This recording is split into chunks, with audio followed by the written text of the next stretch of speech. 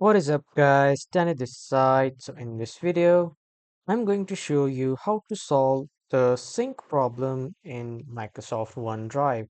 So first off, head over to Google or any browser and then in the search bar type in Microsoft Accounts. After that, click on that first website of Microsoft Accounts. After clicking, you will be redirected to this type of page of Microsoft Accounts. If you are new to Microsoft Accounts, click on create a free account and then enter your email, password and other credentials to create your free account. But if you already have logged into Microsoft Accounts, click on sign in and then you will be redirected to the homepage of Microsoft Accounts. Now on the left side, you will see the option of App Launcher. Click on that and then click on OneDrive. After clicking OneDrive, you will see this type of dashboard wherein if you are new to OneDrive, you can create a free account, or if you already have an account on OneDrive, just simply sign in. After login or sign in, you will be redirected to the home page of OneDrive.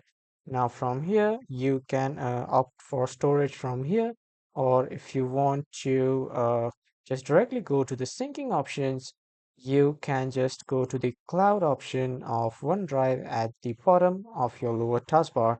When you click on it, a pop-up will open and then click on this settings icon.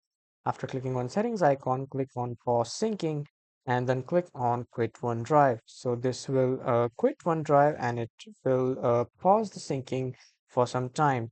Now go to the file explorer and then turn off, or you can just disable that OneDrive folder and then enable it again and then relaunch your OneDrive. So this will solve the syncing problem of OneDrive.